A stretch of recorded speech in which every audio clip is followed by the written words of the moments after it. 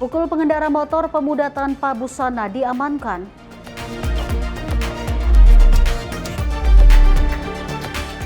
Helikopter bawa sang merah putih guncang ibu kota.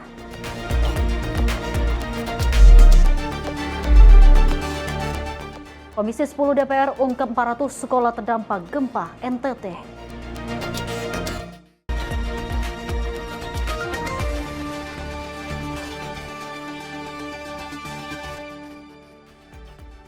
Halo pemirsa, apa kabar? Senang sekali rasanya saya Dewi Manik hadir menemani Anda dalam program Kilas Pekan Sinpo TV. Sejumlah informasi terpenting dalam satu pekan kami rangkum untuk Anda. Inilah Kilas Pekan Sinpo TV selengkapnya. Pemirsa, viral di media sosial, seorang pemuda tanpa busana mengamuk dan memukul sejumlah pengendara yang melintas di Jalan Lenteng Agung Jagakarsa, Jakarta Selatan. Dalam waktu singkat, petugas Polsek Jagakarsa mengamankan terduga pelaku yang merupakan seorang mahasiswa perguruan tinggi swasta. Gila. Orang Allah Akbar. Itu pingsan itu. Peristiwa ini terjadi di Jalan Lenteng Agung Jagakarsa, Jakarta Selatan.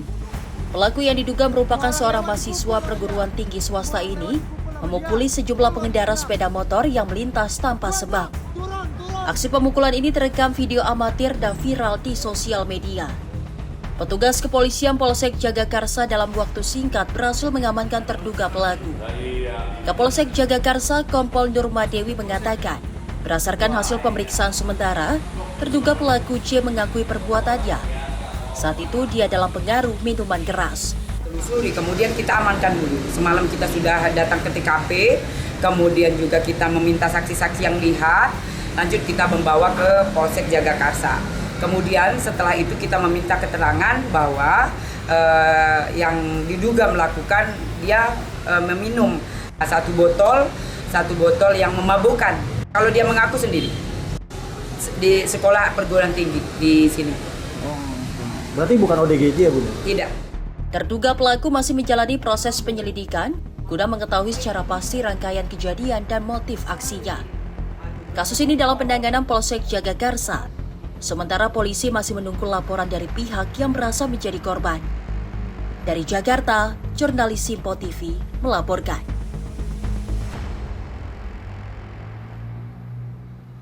Pemirsa, Kepolisian Polres Jakarta Utara mengamankan 2 orang terduga pelaku berinisial R wanita dan E seorang pria. Kini diduga terduga pelaku diamankan lantaran terkait dalam unggahan video pendek yang berisikan penistaan agama saat gelaran konser di kawasan wisata Ancol, Jakarta Utara.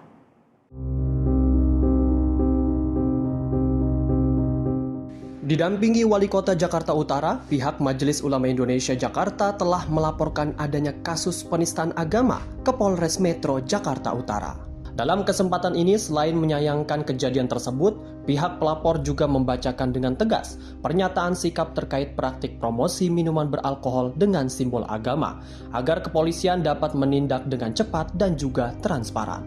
Saat ini kepolisian masih melakukan pemeriksaan secara maraton terhadap 6 orang saksi, 2 diantaranya sebagai terduga pelaku dan terancam dijerat dengan pasal 300 atau 301 dengan ancaman kurungan maksimal 5 tahun penjara. Atas dasar tersebut kami menyatakan sikap.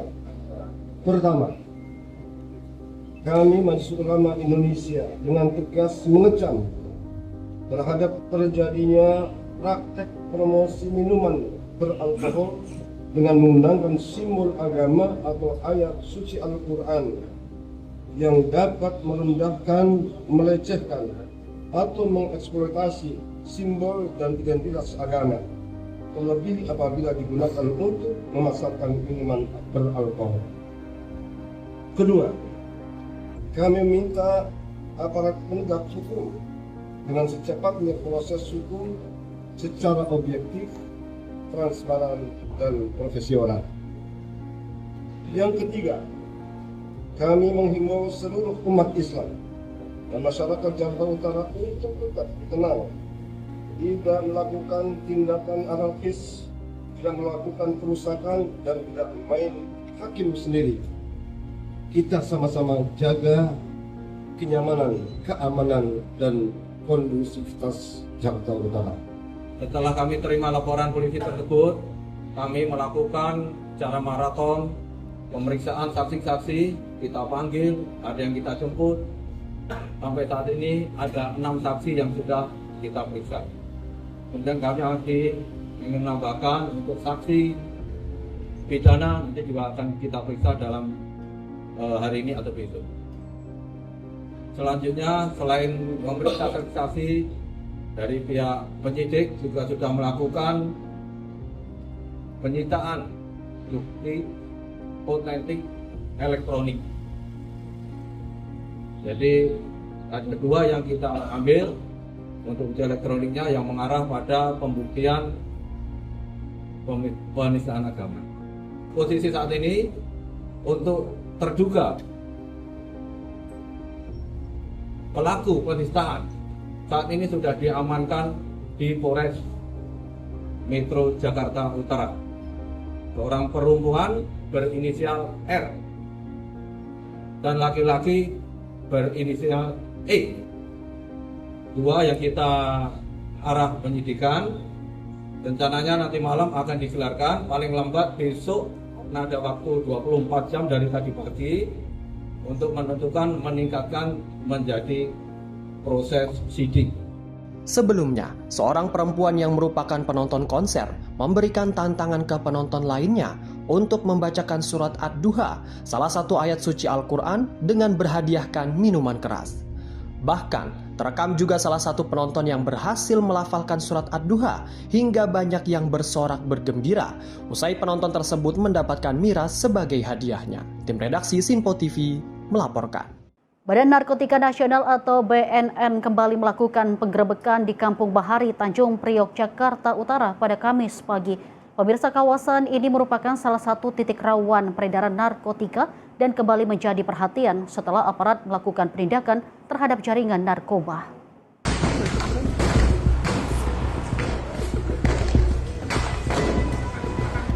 Informasi yang beredar menyebut penggerebekan kali ini berkaitan dengan seorang bandar yang diduga menguasai narkotika dalam jumlah besar, termasuk kabar mengenai penyitaan sekitar 98 kg sabu. Namun hingga berita ini dibuat, angka tersebut masih membutuhkan konfirmasi resmi dari BNN sehingga belum dapat dipastikan sebagai jumlah barang bukti dalam operasi terbaru kali ini. Penggerebekan di Kampung Bahari ini pun berlangsung dramatis. Dalam operasi gabungan BNN dan aparat kepolisian, petugas mendapatkan perlawanan dari kelompok yang diduga terkait jaringan narkoba. Bentuk perlawanan antara lain berupa lemparan batu, kembang api atau petasan, busur panah, hingga senjata tajam. Kepala BNN RI menegaskan operasi tidak berhenti pada penangkapan pengguna maupun pengedar lapangan. Aparat terus melakukan pengembangan untuk memburu pengendali jaringan dan bandar besar yang memasok narkoba ke kawasan tersebut. Kampung Bahari sendiri bukan pertama kali menjadi sasaran operasi pemberantasan narkoba. Dalam penindakan sebelumnya, aparat juga menemukan lapak yang diduga digunakan sebagai tempat transaksi dan konsumsi narkotika. Kondisi tersebut menunjukkan pemberantasan narkoba di kawasan tersebut membutuhkan operasi berkelanjutan sekaligus pemulihan lingkungan masyarakat. Perkembangan operasi di Kampung Bahari diperkirakan masih akan menjadi perhatian publik seiring upaya aparat memutus jaringan peredaran narkoba dari tingkat lapangan hingga pengendalinya. Tim redaksi Sinpo TV melaporkan. Pemirsa, Bareskrim Polri melakukan penggeledahan di sebuah ruko yang disinyalir menjadi tempat peleburan emas batangan yang diubah menjadi bubuk atau gel. Petugas mengamankan 1 kg emas batangan dan emas yang sudah menjadi bubuk dan siap dikirim ke Dubai. Polisi juga menyita mesin dan juga alat pendukung lainnya dari ruko tersebut.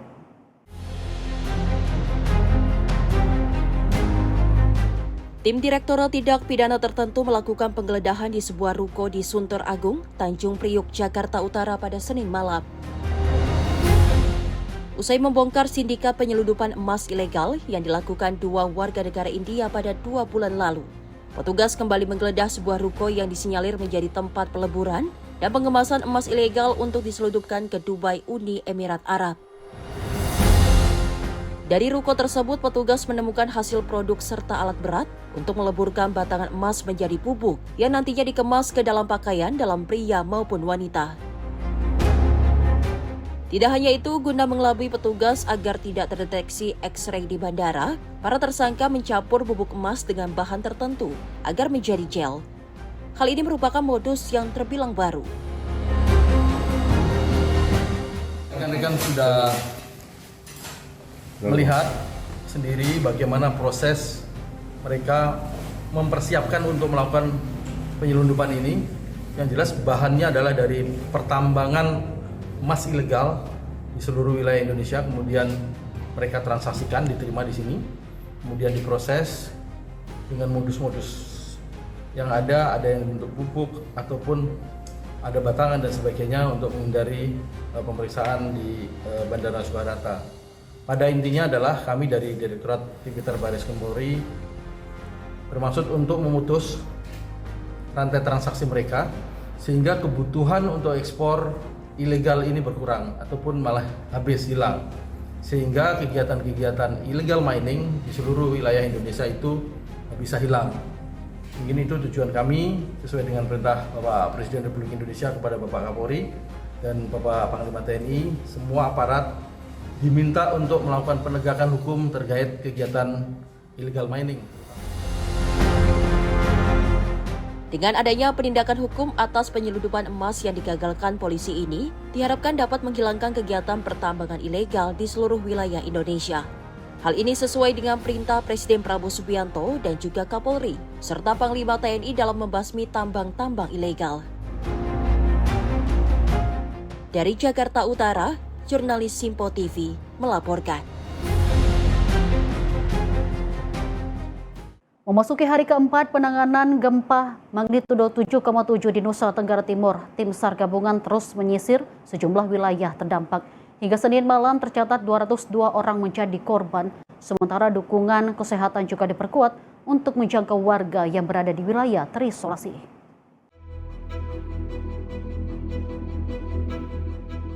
Direktur Operasi Basarnas Laksamana TNI Bramantio menyampaikan, hingga Senin 17 Agustus pukul 23.30 waktu Indonesia bagian tengah, tercatat 202 korban akibat gempa magnitudo 7,7 di NTT. Sebanyak 70 orang meninggal dunia, sementara 132 orang mengalami luka, terdiri dari 40 luka berat dan 92 luka ringan. Bramantio menyebut memasuki hari keempat, tim SAR melakukan penyisiran di sejumlah wilayah terdampak. Tak hanya itu, Basarnas juga memperkuat layanan kesehatan dengan mengerahkan 40 tenaga medis ke Reo Manggarai serta helikopter untuk menjangkau wilayah sulit akses. Sampai dengan hari ketiga kemarin, pukul 23.30 telah kami kompulir, total korban adalah 202 orang, kemudian meninggal dunia 70 orang, dan luka-luka 132 orang. Yang kami catat, kemudian luka berat 40, luka ringan 92. Sampai dengan hari ini, hari keempat, pagi tadi sampai dengan hari ini, dan kegiatan yang telah kami lakukan adalah melaksanakan penyisiran di wilayah-wilayah yang terdampak, karena sampai dengan hari kedua kemarin, hari ketiga, mohon maaf, itu relatif operasi yang kita laksanakan hanya tinggal penyisiran, karena berdasarkan laporan atau masukan dan data dari para korban, tidak ada lagi saudara-saudara mereka, tetangga, rekan yang tercatat masih dalam pencarian. Sehingga tim SAR yang ada di lapangan kami fokuskan untuk membantu penyisiran dan membantu proses-proses pelaksanaan kegiatan pencarian dan pemulihan yang dilaksanakan oleh BNPB. Jihan Nabila, Simpo TV melaporkan. Pemirsa, 2 bayi berhasil dilahirkan di tengah situasi darurat setelah gempa bermagnitudo 7,7 mengguncang Flores, Nusa Tenggara Timur. Proses persalinan berlangsung di tenda medis darurat setelah bangunan rumah sakit rusak dan listrik yang padam.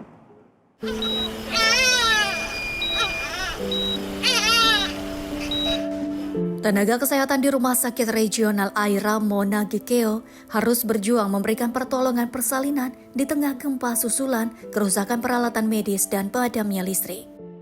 Kondisi bangunan yang sudah tidak aman membuat proses persalinan harus dialihkan ke tenda darurat di luar rumah sakit. Sejumlah peralatan medis juga tidak dapat digunakan akibat kerusakan. Dalam situasi tersebut, 2 bayi berhasil dilahirkan. 1 bayi lahir secara normal, sementara bayi lainnya harus dilahirkan melalui operasi sesar darurat 2 bulan lebih cepat dari perkiraan. Operasi dilakukan terhadap Maria Florida Nogo Kellen, 39 tahun, saat guncangan susulan masih terasa. Dengan keterbatasan penerangan dan peralatan, tim medis harus bekerja cepat untuk menyelamatkan ibu dan bayinya. Dokter spesialis obstetri dan ginekologi Dr. Yona Sara Pardede mengatakan posisi bayi yang sungsang membuat proses persalinan semakin menantang. Tim harus segera menyelesaikan operasi karena guncangan masih terus terjadi dan bayi beresiko mengalami cedera. Kondisinya pada saat itu akhirnya kita tetap putuskan untuk melakukan tindakan operasi begitu. Jadi di tengah-tengah operasi itu ya gempa, masih banyak tremor kan. Sementara itu bednya itu kan kita nggak bisa gampang mau naikin turunin gitu. Berat bayi itu 1.300-1.400, bayinya itu kan sungsang begitu toh. Kita nggak bisa operasi dengan beda kalau lahirin kepala gitu. Kalau lahirin sungsang tuh kita harus pelan-pelan gitu. Sementara ini gempa kapan aja gitu kan. Kita lahirin cepat-cepat, kita takut kita takut kakinya patah, tangannya patah. Kita mau lahirin kepalanya itu kita takut cedera servikal gitu, cedera leher gitu. Jadi tapi di saat itu saya cuma berdoa, Tuhan tolong gitu, Tuhan bantu saya, Tuhan tolong gitu. Ya akhirnya ya saya percaya ya, kembali lagi saya katakan gitu, ya pertolongan Tuhan itu sempurna dan luar biasa. Jadi Tuhan kasih kita ketenangan pada saat itu, dan di saat-saat kita lahirin bayi itu memang pada saat itu Tuhan jaga tidak gempa gitu. Tim medis akhirnya berhasil menyelesaikan operasi dan menyelamatkan bayi. Bayi prematur tersebut lahir dengan berat sekitar 1,3 kg dan diberi nama Gempita yang terinspirasi dari kata gempa. Kedua bayi kini mendapatkan perawatan di tenda medis darurat di luar bangunan rumah sakit. Salah satunya dirawat menggunakan inkubator. Tim redaksi Sinpo TV melaporkan. Pemirsa, rumah pribadi Komisioner Bawaslu Sulawesi Tenggara Heri Iskandar dibobol maling di kota Kendari. 2 terduga pelaku terekam CCTV keluar masuk rumah dan mengangkut berbagai perabot milik korban senilai 100 juta rupiah. Pintu utama rumah pribadi milik Heri Iskandar di Jalan R. Suprapto, Kelurahan Mandonga, Kecamatan Mandonga, Kota Kendari ditemukan dalam kondisi rusak. Pintu utama rumah termasuk 2 gembok yang sebelumnya terpasang rusak. Kondisi ini diketahui pada Senin 10 Agustus saat karyawan korban datang memeriksa rumah yang sudah tidak lama ditempati. Lemari hias jati Jepara, meja makan beserta 6 kursi, televisi Sharp 60 inci, AC hingga peralatan audio raib. Pelaku juga membawa kasur, lemari plastik, peralatan makan, tempat makan prasmanan, serta puluhan setel pakaian milik korban. Dalam rekaman CCTV, terlihat 2 orang terduga pelaku keluar masuk rumah dan membawa barang-barang milik korban.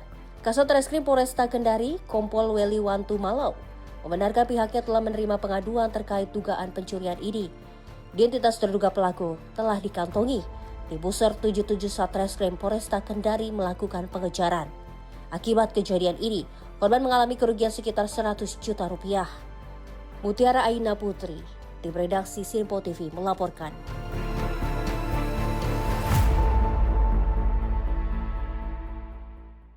Pemirsa, 3 pekerja Dinas Lingkungan Hidup Kota Tanjung Balai, Sumatera Utara tersengat aliran listrik saat menghiasi Tugu jelang kemeriahan menyambut Hari Kemerdekaan.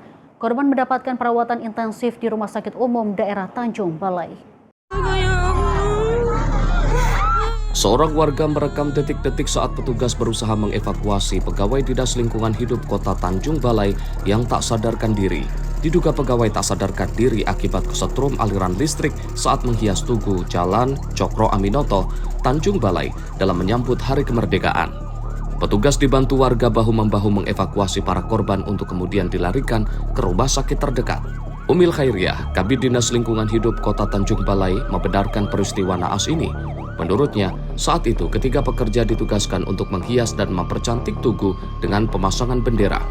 Naas saat kren dinaikkan operator, kren menyentuh kabel listrik dan kemudian menyetrum 2 orang yang berada di kabin hingga seorang terpental ke bawah dan seorangnya lagi tersangkut. Tidak hanya itu, operator kren yang di bawah juga ikut tersetrum. Ketiga korban dibawa ke Rumah Sakit Umum Daerah Kota Tanjung Balai untuk mendapatkan pertolongan. Saat ini ketiga korban masih mendapat perawatan intensif di ruang instalasi gawat darurat Rumah Sakit karena luka. Dari Tanjung Balai, Sumatera Utara, jurnalis Sinpo TV melaporkan. Antusiasme warga antri masuk istana sejak dini hari, informasinya usai jeda. Tetaplah bersama kami di Sinpo TV.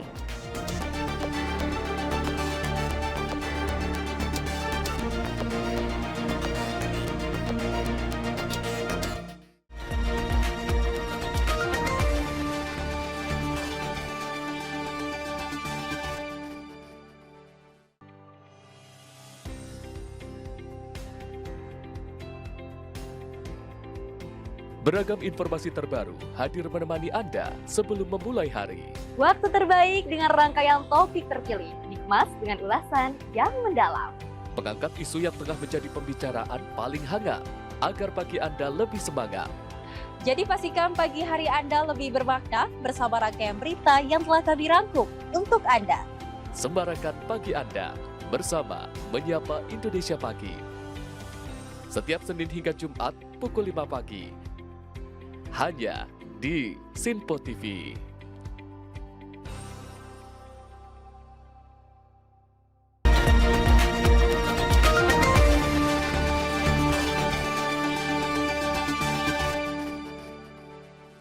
Pemirsa, Anda kembali menyaksikan Kilas Sepekan Sinpo TV. Informasi kita lanjutkan kembali. Pemirsa, antusiasme warga memeriahkan dan turut hadir di istana dalam peringatan HUT ke-81 RI nampak terlihat saat warga mulai antri masuk dan datang menggunakan pakaian adat pada pukul 3 pagi waktu Indonesia Barat. Melalui video yang dibagikan di akun sosial media Instagram @sekretariat.kabinet, pada Senin 17 Agustus 2026, Sekretaris Kabinet Teddy Indrawijaya menemukan warga yang sudah mulai antri untuk masuk ke istana dengan menggunakan pakaian adat pada pukul 03.00 WIB. Hal ini memperlihatkan antusiasme warga dalam memeriahkan dan turut hadir di istana dalam peringatan HUT ke-81 RI. Dalam momen itu pun, Seskap Teddy menyempatkan turun dari mobil dan berbincang bersama warga yang sudah mengantre sejak dini hari.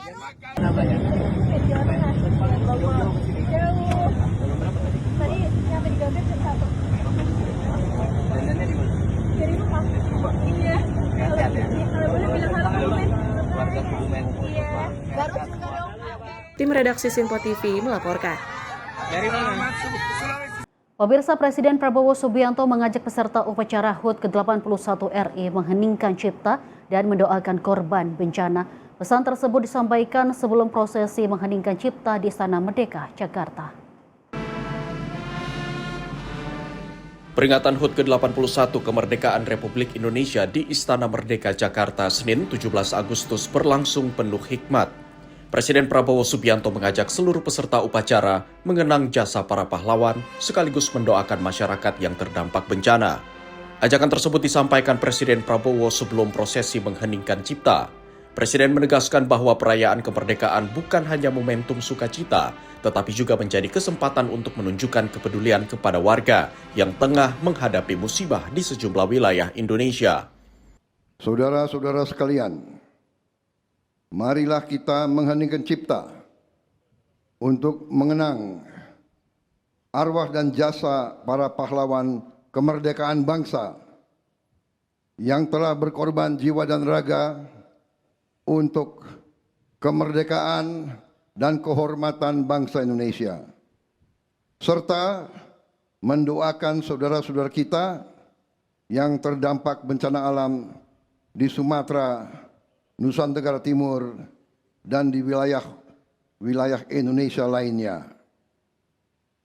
Mengheningkan cipta, mulai.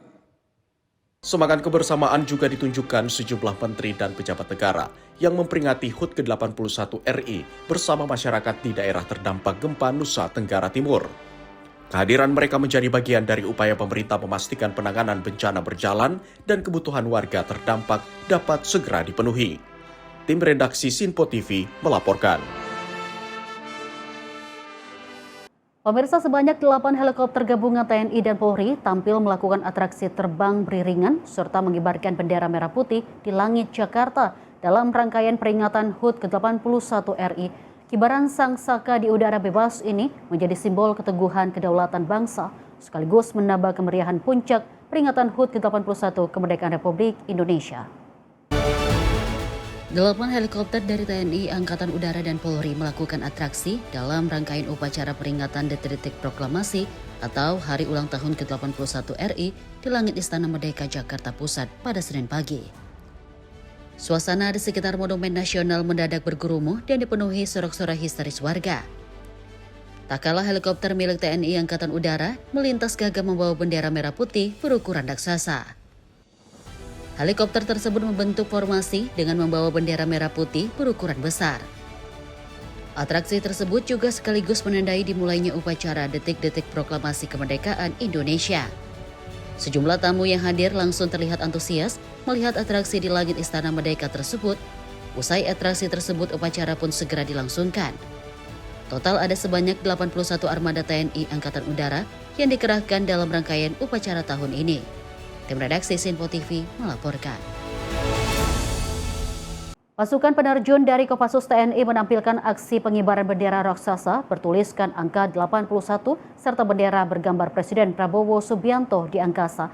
Pemirsa, para penerjun membentuk formasi pada perayaan HUT ke-81 kemerdekaan RI pada Senin 17 Agustus 2026.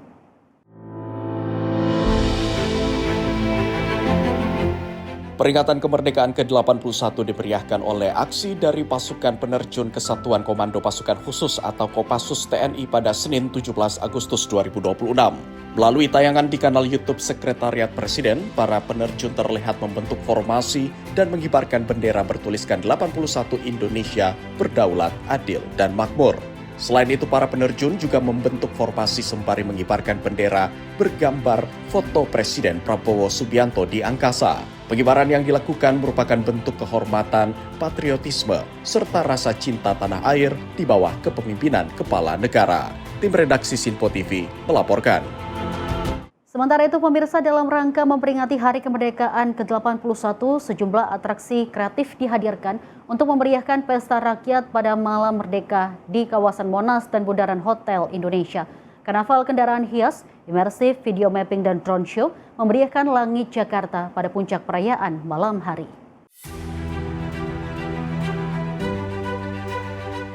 Presiden Prabowo Subianto dan Wakil Presiden Gibran Rakaruming Raka melepas karnaval kendaraan hias dalam rangka peringatan Hari Kemerdekaan Republik Indonesia ke-81. Sebanyak 33 kendaraan hias dari berbagai instansi akan ambil bagian dalam rangkaian perayaan Hari Kemerdekaan. Parade kendaraan hasil kreasi dari kementerian lembaga akan melintasi rute mulai dari kawasan Monas hingga Bundaran Hotel Indonesia. Tak hanya parade kendaraan hias, rangkaian peringatan Hari Kemerdekaan bertajuk Pesta Rakyat ini juga diisi dengan sejumlah atraksi kreatif lainnya seperti imersif, video mapping, hingga drone show. Sebanyak 1.500 drone membentuk konfigurasi visual yang mengkombinasikan warna, tema, dan narasi dalam satu kesatuan cerita, sementara video mapping akan menghadirkan 3 fase perjalanan Indonesia dari masa ke masa. Rangkaian kegiatan Pesta Rakyat pada Malam Merdeka ini diampu oleh Kementerian Ekonomi Kreatif dan 2 kementerian lainnya. Menteri Ekonomi Kreatif Teuku Rifki Harsha mengingatkan seluruh rangkaian digelar dengan memperlihatkan kondisi negara saat ini seperti bencana gempa bumi di Flores, Nusa Tenggara Timur. Menurut Teuku Rifki, sebanyak 3.000 pelaku kreatif dilibatkan dalam puncak perayaan Hari Kemerdekaan. Monas nanti. Lanjut. Untuk karnaval, kegiatan dimulai pukul 18.50 dengan rute Monas hingga Bundaran HI. Pelepasannya akan langsung disaksikan oleh Presiden Prabowo Subianto dan Wakil Presiden Gibran Rakaruming Raka dari tribun utama di Monas. Kemudian karnaval melibatkan 32 kendaraan hias hasil kreasi kementerian lembaga yang seperti tadi disampaikan dengan berbagai dekorasi, kebudayaan, kreativitas ya di situ, dan juga menampilkan berbagai program pemerintah. Tak kurang dari 3.000 pelaku kreatif dari berbagai subsektor yang terlibat dalam menyukseskan karnaval pada hari ini. Rangkaian kegiatan puncak perayaan Hari Kemerdekaan di kawasan Monas dan Bundaran HI ditargetkan akan dihadiri hingga 600.000 orang. Kementerian Ekonomi Kreatif telah bekerjasama dengan aparat TNI Polri dan Pemprov DKI Jakarta untuk mengamankan jalannya kegiatan. Dari Jakarta, Tio Balau, Simpo TV melaporkan. Pemirsa, di tengah kesibukannya dalam upaya menanggulangi kebakaran tempat pembuangan akhir sampah yang sudah terjadi selama 6 hari, petugas gabungan dari Damkar dan BPBD Kuningan dan serta para pemulung dan relawan tetap menyempatkan diri menjalankan upacara HUT RI ke-81 meski di tengah udara yang terpapar asap akibat kebakaran, namun petugas tetap hikmat saat upacara yang dilakukan secara sederhana dan singkat.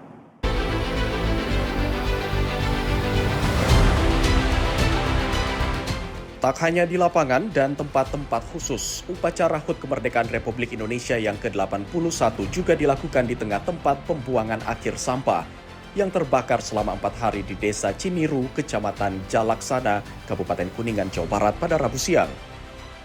Petugas menancapkan bendera merah putih di tumpukan gunungan sampah di sela-sela aktivitas petugas pemadam gabungan dalam penanganan kebakaran dan pendinginan di TPA tersebut. Meski di tengah udara yang terpapar asap dari kebakaran dan harus tetap mengenakan masker, petugas gabungan dari Damkar, BPBD, dan tim kesehatan, dan juga para pemulung maupun relawan tetap hikmat dalam melaksanakan upacara kemerdekaan Republik Indonesia ke-81. Meski upacara dilakukan secara singkat dan sederhana, namun para petugas bangga masih bisa melaksanakan upacara. Upacara di tengah kebakaran TPA ini terpaksa dilakukan lantaran petugas harus tetap berupaya menjalankan tugasnya dalam menanggulangi kebakaran TPA yang dilanda kebakaran selama 6 hari sejak Rabu lalu. Dengan momentum kemerdekaan Republik Indonesia yang ke-81 ini sendiri, juga seiring sejalan dengan upaya yang sedang kita perjuangkan, terutama kita memperjuangkan bagaimana supaya kebakaran di TPSA Cimiru ini sendiri bisa tuntas juga, merdeka dari api, merdeka dari asap. Sederhana sebetulnya, itu yang kita harapkan. Dan apa yang tadi saya disampaikan, intinya bahwa saat ini memaknai merdeka ini otomatis adalah bagaimana berjuang, yang sebagaimana rekan-rekan yang saat ini berjibaku tim setiap hari sampai dengan hari ke-6 kita tetap berjuang. Terkadang kita mengabaikan rasa capek, lelah, panas, asap, sesak, dan sebagainya. Tentunya dengan satu tujuan adalah bagaimana kita menuntaskan apa yang kita mulai, menuntaskan tugas apa yang menjadi tugas kita. Usai menjalankan upacara, petugas gabungan pun kembali menjalankan tugasnya dalam menangani kebakaran TPA. Meski sudah tidak ditemukan titik api di hari ke-6, namun petugas tetap melakukan pendinginan dan mengantisipasi api kembali muncul dari balik tumpukan gunungan sampah. Dari Kuningan, Jawa Barat, jurnalis Sinpo TV melaporkan.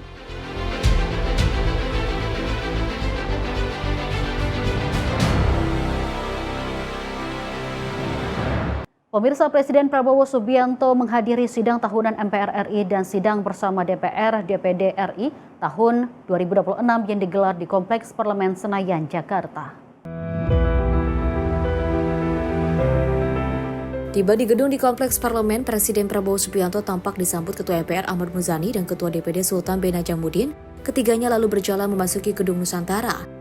Presiden hadir bersama para pimpinan lembaga negara, menteri kabinet, serta ratusan anggota DPR dan DPD RI untuk mengikuti agenda kenegaraan tahunan tersebut. Dalam sidang tersebut, Presiden menyampaikan pidato kenegaraan yang memuat evaluasi kinerja pemerintah serta arah kebijakan nasional ke depan.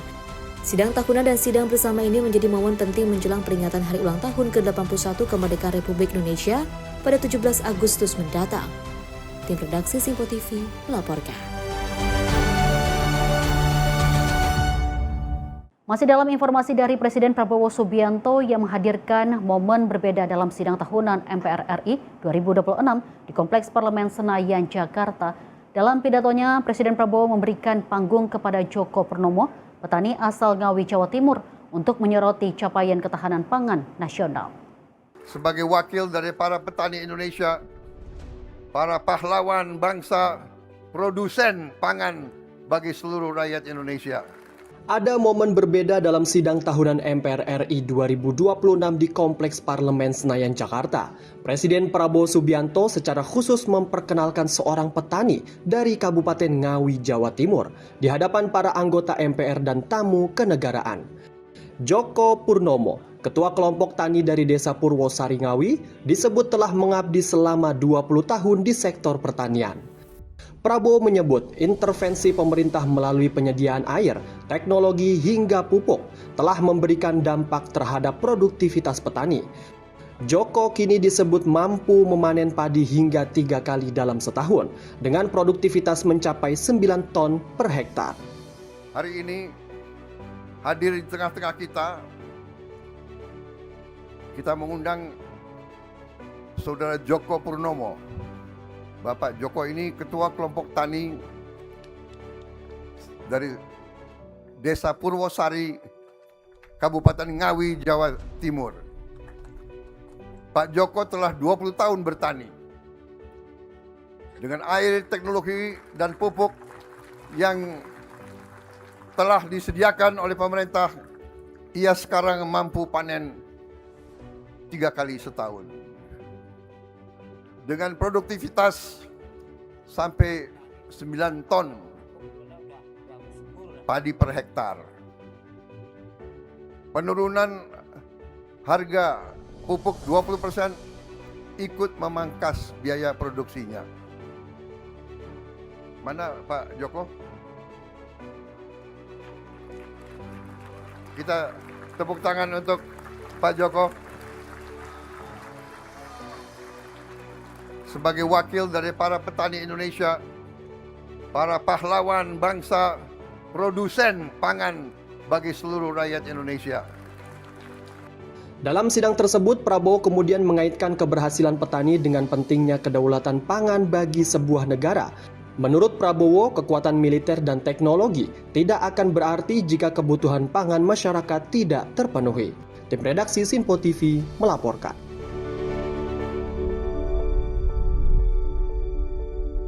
Pemirsa, Presiden Prabowo Subianto kembali menghadirkan tamu spesial dalam sidang tahunan MPR RI 2026 di Kompleks Parlemen Senayan, Jakarta. Kali ini Presiden Prabowo memperkenalkan Christina Beno, siswi kelas 6 sekolah dasar asal Merauke, Papua Selatan, yang menjadi salah satu penerima manfaat program makan bergizi gratis atau MBG. Kita tidak tahu suatu saat anak Papua akan memimpin negeri ini, kita tidak tahu. Di hadapan para anggota MPR, DPD, DPR, serta tamu kenegaraan, Prabowo memperkenalkan Christina Beno, siswi kelas 6 sekolah dasar asal Merauke, Papua Selatan. Christina merupakan salah satu penerima manfaat program makan bergizi gratis yang disebut Prabowo memberikan dampak terhadap aktivitas belajarnya. Menurut Prabowo, sejak mendapatkan manfaat MBG, Christina menjadi lebih bugar, lebih fokus, dan lebih rajin hadir di sekolah. Momen tersebut juga dimanfaatkan Prabowo untuk menyampaikan harapan bagi anak-anak Papua. Ia menyebut saat ini sudah ada putra Papua yang menjabat sebagai menteri, salah satunya Menteri ESDM Bahlil Lahadalia. Prabowo berharap anak-anak Papua seperti Christina suatu hari nanti dapat tumbuh dan memimpin Indonesia. Hari ini hadir bersama kita Christina Beno, siswi kelas 6 sekolah dasar dari Merauke, Papua Selatan. Christina, terima kasih. Pertama kali kamu hadir di MPR ini. Suatu saat mungkin kamu duduk di atas ini.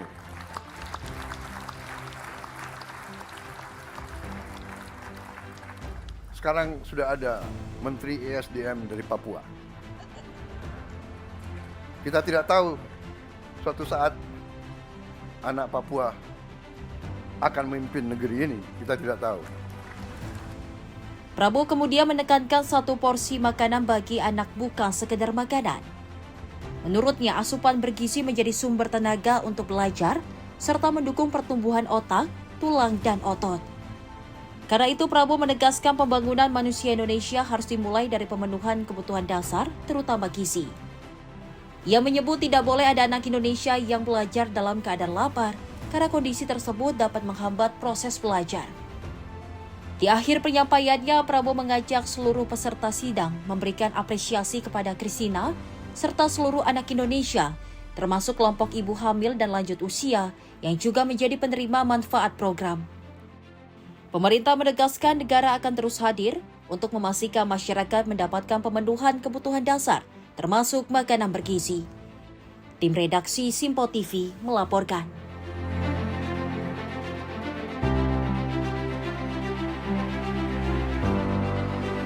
Rayakan HUT ke-81 RI di Puncak Prau, informasinya usai jeda. Tetaplah bersama kami di Simpo TV.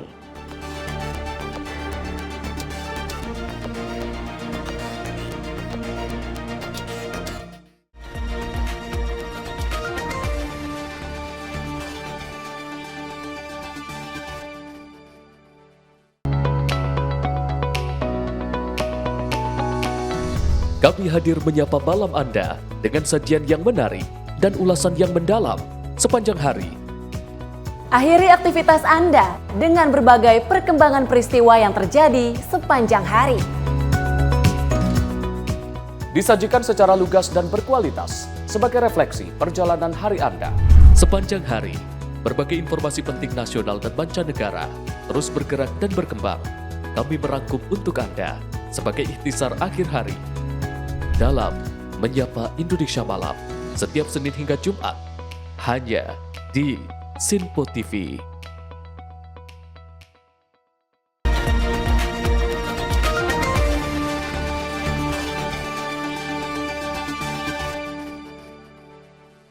Pemirsa, Anda kembali bersama kami dalam Kilas Pekan Simpo TV dan masih bersama saya, Dewi Manik. Informasi kita lanjutkan kembali. Semangat perayaan HUT Kemerdekaan Republik Indonesia terasa hingga ketinggian 2.565 meter di atas permukaan laut. Pemirsa, ratusan pendaki dan juga warga membentangkan bendera merah putih raksasa di puncak Gunung Prau, Jawa Tengah untuk memperingati HUT ke-81 Kemerdekaan Indonesia.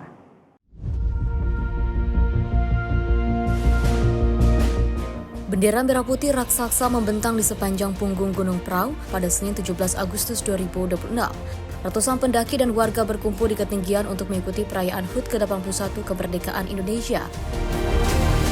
Di tengah suasana pegunungan dan tenda-tenda para pendaki, peserta membentangkan bendera merah putih berukuran besar sebagai simbol semangat kemerdekaan. Antusiasme peserta juga terlihat dalam berbagai permainan khas perayaan kemerdekaan, salah satunya panjat pinang. Para peserta bergotong royong memanjat tiang yang dilumuri pelumas untuk memperebutkan hadiah yang digantung di bagian atas. Para peserta mengaku terkesan dengan antusiasme para pendaki dalam mengikuti perayaan di puncak gunung. Kegiatan tadi pagi, upacara di atas Gunung Prau itu menurut saya seru banget. Nggak nyangka pendaki banyak banget yang antusias. Dan itu bisa dibilang bendera raksasa ya untuk di kegiatan 17-an tahun ini. Oke, buat upacara di sini tuh sangat bagus banget. Terus kita tuh bisa mengenang hari kemerdekaan kita, bisa upacara bareng-bareng di gunung, itu sangat, menurut aku sangat seru banget. Karena ini tuh cuman hanya 1 tahun sekali dan itu pun di acaranya di gunung. Momen hikmat terjadi saat lagu Indonesia Raya dikumandangkan. Para peserta berdiri dan juga mengikuti lagu kebangsaan dengan hikmat di tengah pemandangan pegunungan. Perayaan HUT Kemerdekaan di Puncak Prau menjadi salah satu cara masyarakat memaknai kemerdekaan, sekaligus menyatukan semangat para pendaki dan warga dalam suasana perayaan. Gunung Prau sendiri memiliki ketinggian 2.565 meter di atas permukaan laut dan berada di kawasan dataran tinggi Dieng, Jawa Tengah. Tim redaksi Simpo TV melaporkan. Sementara itu, pemirsa, sebanyak 1.200 UMKM turut meramaikan kegiatan kumpul bersama rakyat yang digelar di kawasan Monumen Nasional atau Monas, Jakarta. Dalam kegiatan ini, sekitar 600.000 makanan dan juga minuman dibagikan secara gratis kepada masyarakat.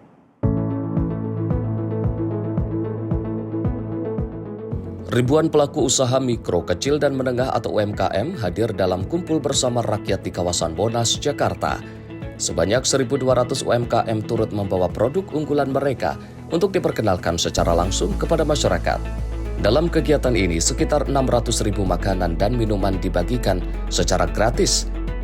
Tak hanya menjadi momen berbagi, kegiatan ini juga menjadi ruang bagi para pelaku UMKM untuk bertemu langsung dengan konsumen. Buat Bapak Presiden Prabowo, terima kasih. Kami UMKM sudah dibantu untuk ikut terlibat di acara ini, dan terima kasih juga atas kementerian yang sudah memfasilitasikan buat UMKM untuk acara ini. Mudah-mudahan next kami diundang lagi. Semoga jaya, semoga maju, semoga kita sehat semua. Untuk event di Monas seperti ini baru pertama kali. Crowd-nya oke banget. Itu bawa vibes yang positif buat saya juga. Manfaat yang paling nyata, saya bisa memperkenalkan produk saya lebih luas, itu yang pertama. Tapi yang utamanya itu adalah saya bisa berkenalan lebih banyak lagi dengan UMKM-UMKM lain yang mungkin bisa saya ambil insight-nya dan lain-lain. Itu penting juga untuk perkembangan usaha saya ke depan. Semoga dengan diadakannya Pesta Rakyat ini, ekonomi dan juga UMKM itu bisa semakin berkembang lagi, bisa semakin maju lagi. Kepada Bapak Presiden Prabowo dan Kementerian UMKM, kami sangat berterima kasih sebagai salah satu jalan untuk meningkatkan penerimaan kita. Istilahnya banyakkan order ke kita itu. Interaksi tersebut diharapkan dapat membuka peluang pasar baru, memperluas jaringan usaha, serta meningkatkan pengenalan masyarakat terhadap produk-produk UMKM. Melalui kolaborasi antara pelaku usaha, masyarakat, dan berbagai pihak, UMKM diharapkan semakin berkembang, berdaya saing, dan naik kelas. Dari Monas, semangat kebersamaan tak hanya diwujudkan melalui berbagi, tetapi juga dengan membuka peluang bagi UMKM untuk terus tumbuh dan berkembang. Tim redaksi Sinpo TV melaporkan. Pemirsa, menyambut HUT ke-81 RI, Pemkot Depok berhasil membentangkan kain merah putih seluas 1.200 meter persegi. Hal ini mendapatkan respon baik sekaligus penghargaan level dunia dari Museum Rekor Dunia Indonesia.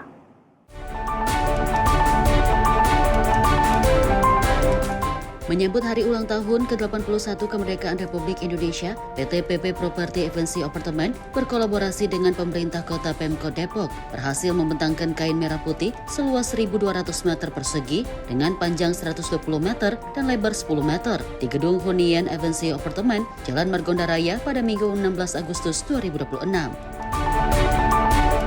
Kain yang membentang dari lantai 37 sampai lantai 1 ini mendapatkan respon baik sekaligus penghargaan level dunia dari Museum Rekor Dunia Indonesia atau MURI. Direktur Operasional MURI Awan Harargo mengatakan, pembentangan kain merah putih ini bukan sekedar perayaan, tapi simbol semangat kebangsaan dan penghormatan kepada para pahlawan nasional. Di tempat yang sama, Direktur Utama Evensio Adi Surya Laksono menjelaskan, kain merah putih ini sudah terbentang sejak Minggu 16 Agustus 2026 pukul 2 waktu Indonesia Barat dini hari yang dilakukan oleh personel Dinas Pemadam Kebakaran dan Penyelamatan Kota Depok. Melalui pembentangan kain merah putih ini, Evensio ingin membuktikan kecintaan dan dukungannya terhadap Negara Kesatuan Republik Indonesia NKRI yang sudah memasuki usia ke-81 tahun. Salah satu anak BUMN ini juga berkomitmen untuk menggelar kegiatan ini setiap tahun. Tim redaksi Sinpo TV melaporkan. Pemirsa, Wakil Ketua Komisi 10 DPR lalu Hadrian Irvani mengungkapkan terdapat sekitar 400 sekolah terdampak gempa bumi di wilayah Nusa Tenggara Timur dan meminta pemerintah segera terus melakukan merevitalisasi bangunan-bangunan sekolah yang mengalami kerusakan. Sebanyak 400 sekolah terdampak dari gempa bumi berkekuatan 7,7 magnitudo di wilayah Nusa Tenggara Timur. Jumlah tersebut diperkirakan akan terus bertambah mengingat dampak dari gempa wilayah NTT juga dirasakan di wilayah Nusa Tenggara Barat khususnya di Kabupaten Bima. Oleh karena itu, Wakil Ketua Komisi 10 DPR lalu Hadrian Irvani meminta kepada pemerintah untuk dapat klasifikasi sekolah yang rusak berat, sedang, serta ringan. Dirinya juga mendorong agar pemerintah segera melakukan revitalisasi dan membangun kembali bangunan-bangunan sekolah yang mengalami kerusakan.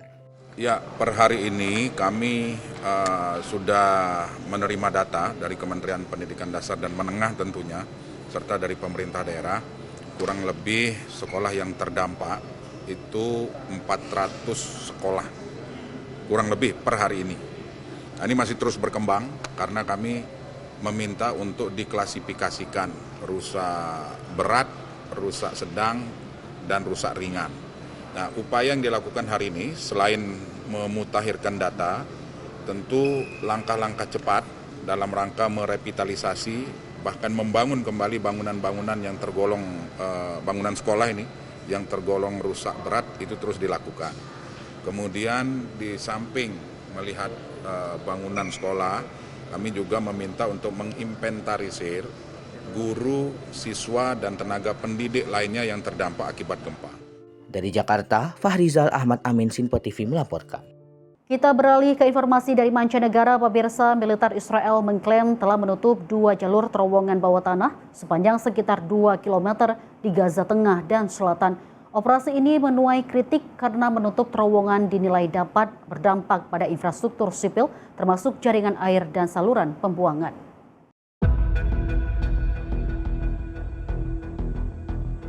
Rekaman yang dirilis militer Israel pada hari Rabu waktu setempat memperlihatkan petugas bergerak di dalam terowongan bawah tanah yang sempit. Sejumlah benda dan peralatan terlihat di sepanjang lorong. Namun rekaman tersebut tidak dapat membuktikan secara independen lokasi, panjang, maupun fungsi terowongan yang ditampilkan. Pasukan teknik militer Israel mengaku menutup jalur terowongan dengan memompahkan beton ke dalamnya. Operasi disebut dilakukan di sebelah timur garis kuning, yang menjadi pembatas antara wilayah yang dikuasai Israel dan wilayah Gaza lainnya dalam kerangka gencatan senjata. Militer Israel mengklaim terowongan tersebut milik Hamas dan menjadi target operasi yang terus berlangsung untuk membongkar infrastruktur bawah tanah kelompok tersebut. Garis kuning ditetapkan dalam kesepakatan gencatan senjata sebagai batas penarikan pasukan Israel. Namun posisi garis tersebut di lapangan masih menjadi perdebatan. Pihak-pihak kritis termasuk kelompok hak asasi manusia menyebut penutupan terowongan yang kadang berusia bertahun-tahun dan melintasi bawah kawasan pemukiman dapat merusak infrastruktur sipil. Dampak yang dikhawatirkan antara lain terhadap pasokan air, sistem pembuangan limbah, dan infrastruktur penting lainnya. Militer Israel juga dikritik karena operasi terowongan dinilai dapat dijadikan alasan untuk meratakan atau menghancurkan lebih banyak rumah dan bangunan sipil. Sementara itu pihak berwenang Palestina, warga, serta sejumlah pakar pemetaan dilaporkan menuding Israel menempatkan penanda garis kuning di sejumlah lokasi hingga beberapa ratus meter lebih jauh ke dalam wilayah Gaza dibandingkan peta gencatan senjata. Kondisi tersebut dinilai secara efektif memperluas wilayah yang berada di bawah kendali Israel. Hingga kini Hamas belum memberikan tanggapan publik terkait operasi penutupan terowongan tersebut. Tim redaksi Sinpo TV melaporkan.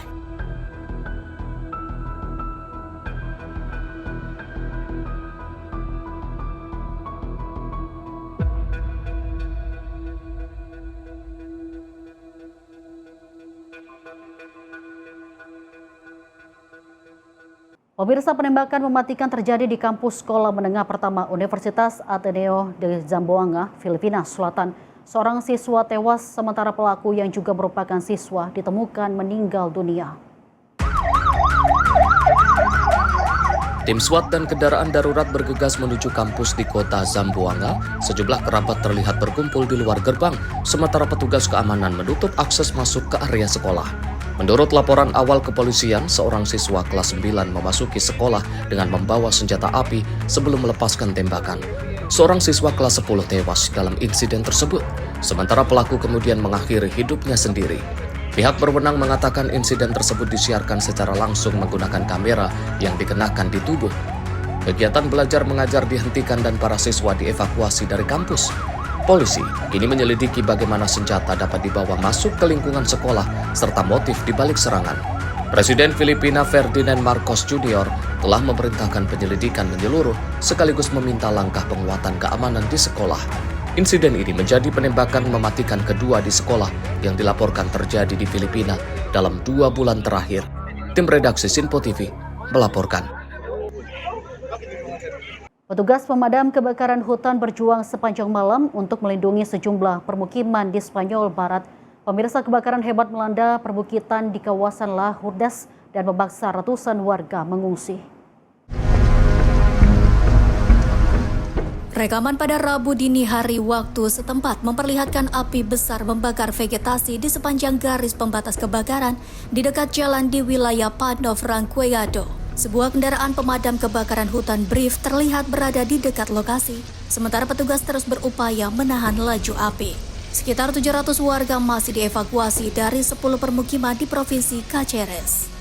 Penghuni sebuah pusat perawatan penyandang disabilitas di LA Fragosa juga telah dipindahkan ke tempat aman. Sementara itu, 3 rumah dilaporkan mengalami kerusakan di Avellanar. Pemerintah regional menyebut kebakaran masih aktif pada hari Rabu setelah menghanguskan sekitar 2.200 hektar lahan. Pihak berwenang mempertahankan status situasi pada level 2 dalam rencana darurat kebakaran hutan Infocaix di Extremadura. Status ini diberlakukan karena kebakaran masih mengancam keselamatan warga dan properti. 2 batalion unit darurat militer Spanyol dengan total sekitar 150 personil turut diterjunkan untuk membantu petugas pemadam kebakaran dan tim darurat lainnya. Kebakaran ini terjadi di tengah musim kebakaran hutan yang parah di Spanyol.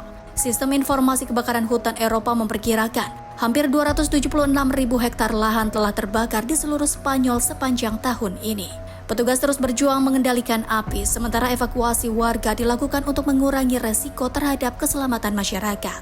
Tim redaksi Sinpo TV melaporkan. Pemirsa, aktivitas vulkanik Gunung Etna di Sisilia, Italia menyuguhkan pemandangan lahar pijar yang mengalir di lereng gunung. Fenomena ini menarik perhatian wisatawan yang memadati sejumlah lokasi untuk menyaksikan aliran lava dari jarak yang aman. Pemandangan lahar pijar menyusuri lereng Gunung Etna menjadi daya tarik bagi wisatawan di Sisilia, Italia. Dari kejauhan, aliran lava terlihat membentuk jalur-jalur merah menyala di permukaan gunung, disertai kepulan asap dari aliran panas tersebut. Sejumlah wisatawan berhenti di lokasi yang dianggap aman untuk menyaksikan fenomena tersebut dan mengabadikannya dengan kamera. Aktivitas erupsi terbaru Gunung Etna membuat aliran lava aktif mencapai ketinggian yang lebih rendah dibandingkan sebelumnya. Institut Nasional Geofisika dan Vulkanologi Italia, INGV, melaporkan pada 11 Agustus, lava masih mengalir dari sejumlah ventilasi di ketinggian 2.750, 2.090, dan 1.900 meter di atas permukaan laut. Hingga pukul 16.00 waktu setempat, aliran lava terjauh telah mencapai ketinggian sekitar 1.360 meter di dekat Rocca Capra, kawasan Valle del Bove. Fenomena ini menjadi pemandangan menarik bagi wisatawan yang ingin melihat lebih dekat aktivitas gunung berapi paling aktif di Eropa tersebut. Namun, aktivitas vulkanik tetap memiliki risiko. Gunung Etna saat ini masih berstatus siaga kuning dan otoritas menghimbau masyarakat serta wisatawan untuk tetap berhati-hati di sekitar kawasan gunung. Tim redaksi Sinpo TV melaporkan.